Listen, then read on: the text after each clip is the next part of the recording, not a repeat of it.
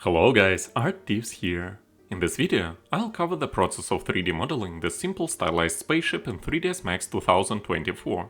Just as usual, I'll also show you the process of UV unwrapping the ship in Rizom.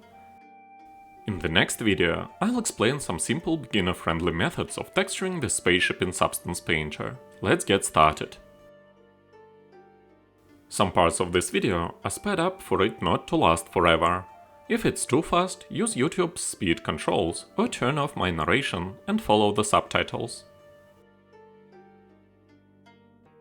This isn't a universal high-end workflow, I'm not even baking anything here, but it's a handy approach for indie developers, and I'll share some tricks to speed up your process. Unlike my usual time-lapse tutorials, this one focuses on simple workflow I use for spherical objects when auto-read topology isn't an option. If you find this helpful, hit subscribe for more stylized 3D tips. For this workflow, I'm leveraging two specialized scripts that optimize mesh manipulation. First is Loop Regularizer, a precision tool that algorithmically adjusts edge loops geometry to transform irregular polygons into mathematically perfect circles. It analyzes vertex distribution and applies curvature correction while maintaining quad topology integrity, which is especially essential when working with subdivision-ready models. The second tool, Rapid Tools, is a procedural workflow accelerator specifically designed for spherical geometry operations. Its core functionality includes geodesic projection for non-destructive surface detailing, topology-aware deformation that preserves edge flow during spherical transforms, adaptive mesh optimization that dynamically adjusts density based on curvature requirements. These aren't just time savers, they implement technical solutions that would normally require complex manual operations or custom pipeline development. Anyways, let's not get ahead of ourselves. First of all, some pre-planning is in order. I'm working without a reference image in this video, mostly improvising as I go. Now, let me be clear, this is generally a bad idea, especially if you are still building your foundational skills. Even experienced artists rely on references for accuracy and efficiency. So unless you are deliberately practicing freeform sculpting or just experimenting, I strongly recommend using a reference. It will save you time, improve your results and help train your eye for proportions and shapes. Even though I'm improvising, I'm not working completely blind. I've pre-planned one key structural element. This spaceship will have 4 round portholes. That means I need to build my base topology with a side count that's a multiple of 4. Now, is this absolutely mandatory? Of course not. We could carve portholes anywhere. But this strategic approach gives us 2 major advantages. First, symmetry optimization. We can mirror our work flawlessly. Second, proportional consistency. The portholes will maintain perfect spacing as we develop the form. This is one of those small planning decisions that pays off massively in later stages of modeling. Also, I'll show you some mistakes I've made and some ways to fix them. Let's start with fundamentals. I'm beginning with a basic sphere, but I'll strategically remove 3 quadrants, leaving just a 90 degrees hemisphere section. This approach allows me to focus my detailing work on one key segment that will be replicated 3 times using the symmetry tools. While you could alternatively model a complete piece first and then duplicate it with 90 degrees rotations, working on a fractional section offers 2 distinct advantages. First, performance efficiency, less geometry to process during the active modeling phase. Second, design control, easier to maintain perfect symmetry and spot proportion issues early. This quadrant-based workflow is particularly valuable when precision matters more than organic variations of your model. For the porthole cutouts, I am using Booleaning with a spherical cutter, but here is a pro tip that will save you headaches. Always mind the topology intersection points. If you match your cutter sphere's side count to the underlying surface geometry, you'll achieve cleaner Boolean operations with predictable edge flow. This is one of those small steps that separates rushed work from much better stable results. With the opening created, I now clean up unnecessary vertices to streamline the topology. The next crucial step is framing the porthole with a ring of carefully shaped quadrilateral polygons. This isn't just busy work. Maintaining four-sided polygons at this stage is essential for avoiding shading artifacts and ensuring smooth subdivision. While triangles might seem tempting for quick fixes, they'll likely cause visible problems when the mesh deforms or subdivides. Taking time to establish proper edge flow now prevents headaches down the pipeline. For this technique to work effectively, we need to start with a sphere that has sufficient geometry from the outset. If the initial poly count is too low, we'll struggle to carve clean details, especially when creating precise circular openings like these portholes. Here's a good rule of thumb for you. For medium-sized details, begin with at least 32 to 48 segments. For finer work, 64 plus segments may be necessary. This ensures we have enough vertices to maintain smooth curvature while leaving room for clean edge loops around our cutouts. Remember, it's easier to reduce geometry later than to compensate for a mesh that's too sparse. As we discussed earlier, maintaining clean topology around openings is crucial. The golden rule here is to frame every hole with a complete loop of properly proportioned quadrilateral polygons. To achieve this, we'll need to strategically refine our edge flow, removing redundant edges where possible while adding necessary support edges using the Insert Edge tool. The technique is quite simple. When inserting new edges in 3ds Max, hold Shift to make the tool respect your existing polygon flow. This simple modifier key helps maintain the logical structure of your mesh while giving you precise control over edge placement. There are scripts in 3ds Max that can fix edge flow automatically, but I'm not using any here. Now let me explain how to project shapes onto a sphere. First, model your desired shape, then create a plane positioned at its base along your working axis. Apply a skin wrap modifier to your shape, using the plane as your reference, and crucially, enable weight all points. There are two key requirements. First, your base plane needs sufficient edges to conform to the sphere's curvature. Second, your projection shape must have enough segments to bend properly. Too few, and it will remain rigid. While this may seem involved, this method gives the most accurate projections compared to simpler approaches. To complete the projection, I convert the base plane to an editable poly, or collapse its modifiers. Then, using Rapid Tools Geometry tab, I select the Rapid RT Conform tool and pick my target sphere. Important note: this requires your plane's vertices to be selected first. The tool uses this selection to determine what to project. The Conform tool will then accurately map your shape onto the spherical surface while maintaining proper edge flow. With the shape successfully projected, we can now convert all objects to editable poly and delete any unnecessary geometry. The final step is integrating the projected shapes into the sphere's surface, focusing on maintaining clean quad topology to avoid triangles, which could cause shading issues later. This process is more involved than basic spherical cuts, requiring careful topology management. As a best practice, we should frame these new projected shapes with supporting edge loops, maintaining clean quad polygons throughout to ensure proper subdivision and deformation later.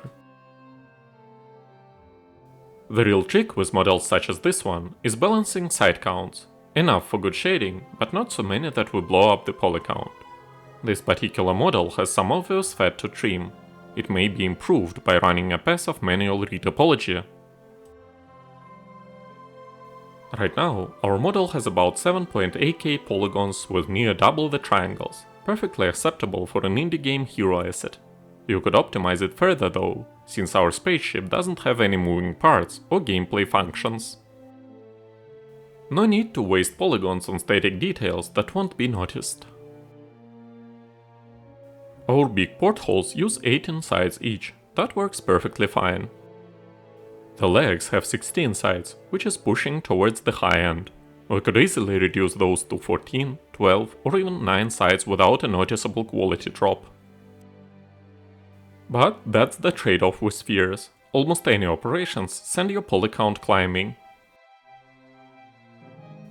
I'm adding this side ladder to demonstrate a common challenge, integrating small openings into spherical surfaces. There are a few ways to approach this. First one is eyeball it. Place them visually if precision isn't critical. Second, block out first. Use simple geometry to plan positions. The third one is my quirky method. Project the reference ladder onto the sphere. Why projections alone won't work here? The stretch distortion makes them unusable as final openings. Instead, I use the projected guide as a reference, then manually cut clean openings with the cut tool for proper topology. Looking back, I could have used just 6 sides per stair instead of 8. While not a huge difference, it's a good practice to save polygons wherever possible without sacrificing quality. The same logic applies to support edges on curved sections. Use the minimum number needed to maintain the shape cleanly. For these small holes, I follow the same approach used on larger portholes. Each opening must be framed with a supporting loop of clean, square-like polygons. This principle extends to the entire mesh. The more your polygons maintain this near-square shape, the better. This becomes especially crucial if you plan to animate the model later, as any irregular polygons will deform poorly and create visible artifacts in motion. Don't stress about making every stair identical. If one needs 6 sides while others work better with 9, that's perfectly fine. What matters is that each step functions well within the overall structure. For spherical vertex adjustments, I combine edge constraint with careful switching between word and local coordinates.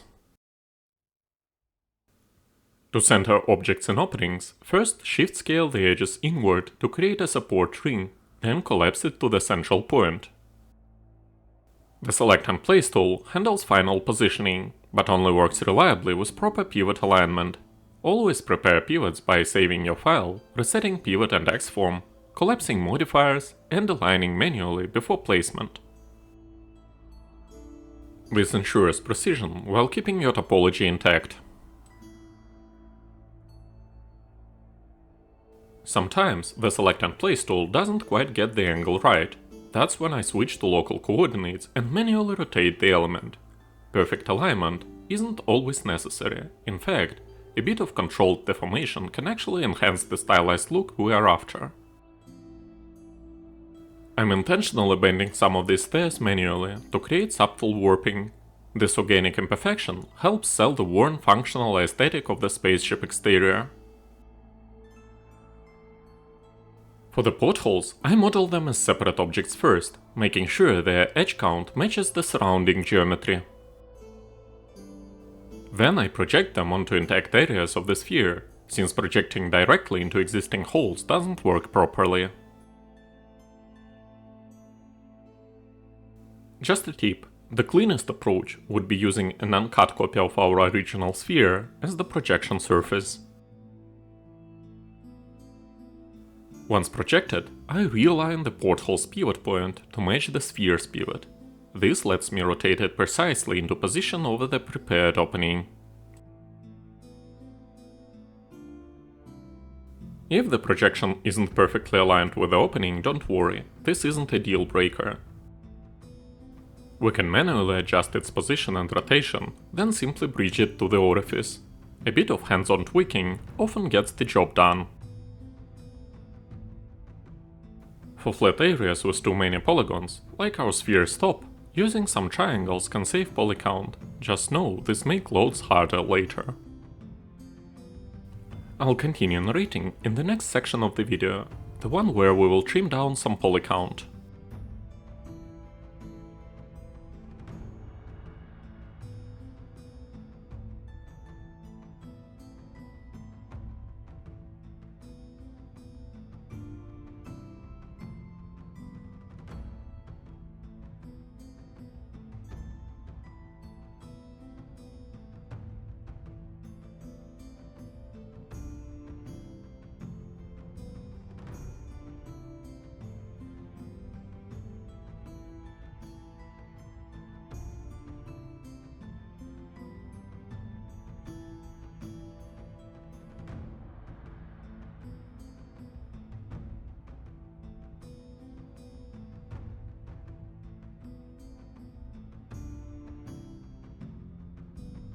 To simplify round openings, pick every other edge with dot loop, works even with odd numbers like 19 sides.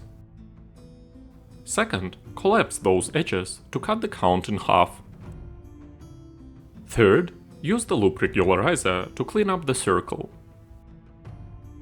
This way we keep things efficient without breaking the shape. I'm adding chamfers to most intersections here, partly because texturing these details convincingly would require painting skills I haven't mastered yet. While you could bake those details, hand painting works much better for the stylized look I'm going for. Realistic modeling would demand a completely different approach, of course. Also note that I am modeling this entire spaceship as one object for demonstration purposes. Normally, components like these stairs would be separate pieces. It's often more efficient. Personally, I prefer modeling rigid structures as single meshes when possible. Each method has its trade-offs depending on your project's needs. Like I've said before, good planning makes topology much easier. If you build all your openings into the base shape from the start, you can just plug in models later without any headaches.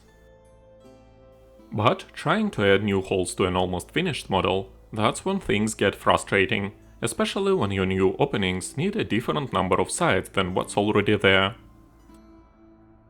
While automated retopology works for simple objects, complex shapes need either careful planning or manual cleanup.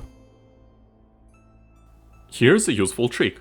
For certain details, you can add them as separate intersecting pieces instead of merging them.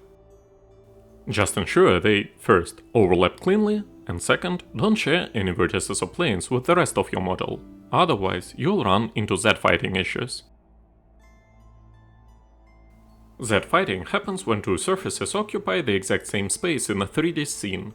Since the graphics card can't decide which one to show, they flicker as they fight to appear on top. I'll resume narrating in the next part of the video.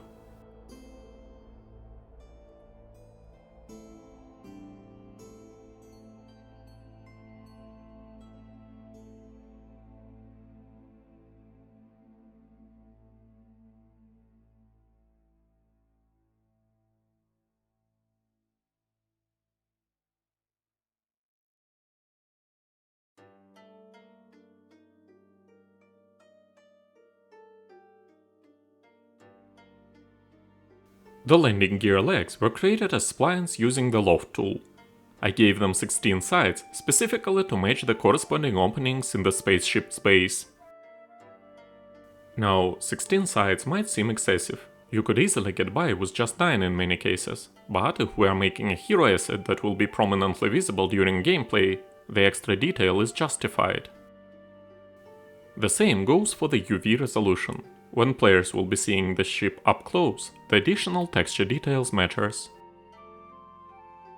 I prefer to use smooth-edged splines for this kind of work. It lets me adjust the curves even after lofting the geometry.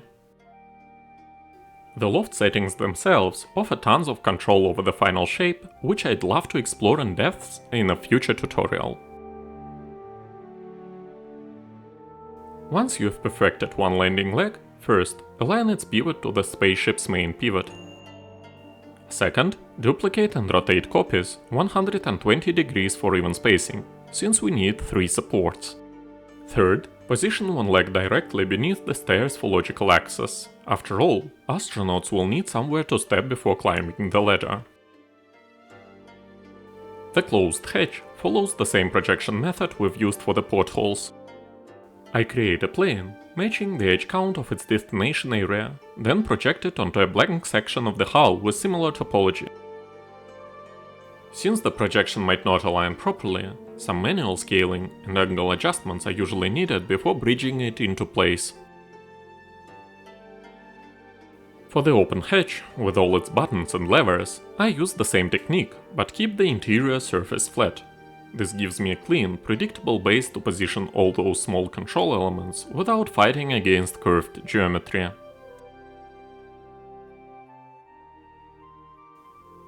I model these modules as separate pieces, preset their pivot points and X-forms for clean placement, then position them precisely using the Select and Place tool, or Align tool. Here's the trick. Once everything is technically correct, I introduce subtle imperfections, breaking symmetry just slightly, offsetting a few elements to give the model that lived-in functional feel. Perfectly aligned controls might look neat, but a touch of controlled chaos sells the realism. When modeling stylized cartoony props, remember, less is more. Skip tiny intricate details and go big. Thick exaggerated shapes with almost comical proportions sell the style far better. Think bold silhouettes and chunky forms that read clearly from any angle. I'll stop narrating at this point and resume my narration in UV Unwrapping section.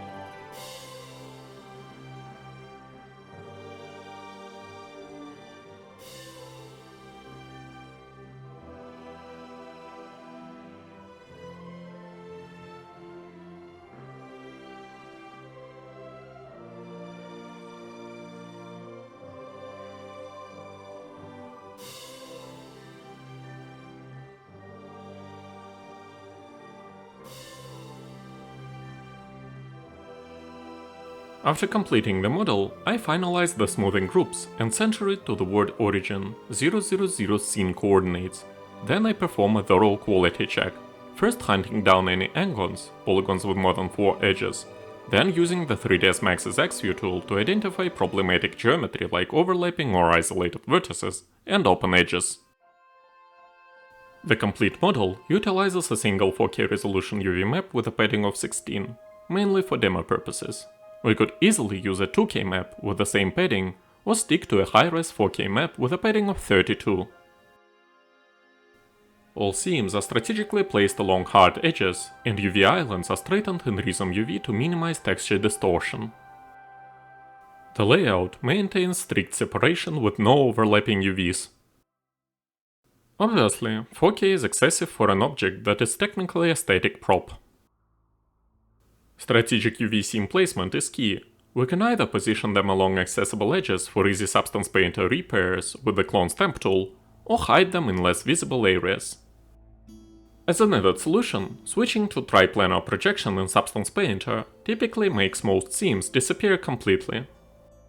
Pay special attention to straightening UV chucks containing bendable hoses. This will be essential for properly adding consistent details along their lengths in texturing. After normalizing UVs in 3ds Max, I perform manual scaling to allocate more texture space to visually prominent elements. Conversely, I reduce the size of UV chucks that will be obscured or less visible during typical use. When adjusting UV island sizes, make sure to maintain relative proportions within the same object. It's generally good practice to keep UV size variations within 20% of neighboring elements. Always scale UV islands uniformly per element. Any uneven scaling will create visible seams that Substance Painter can't fix, no matter what tricks you try. Before you send your model to different software, remember to reset its rotation angles, pivot points, scale, and X-form. Finally, I resize some UV chucks I want to resize and repack the model in Rizom. Then I return to 3ds Max and use its XView tool to scan my model for some overlapping UV chucks. This covers everything I wanted to mention. I'll stop narrating at this point. Thanks for watching, guys. If my videos are of use to you, be my guest and subscribe to my channel for more stylized content. And most importantly, have a great day.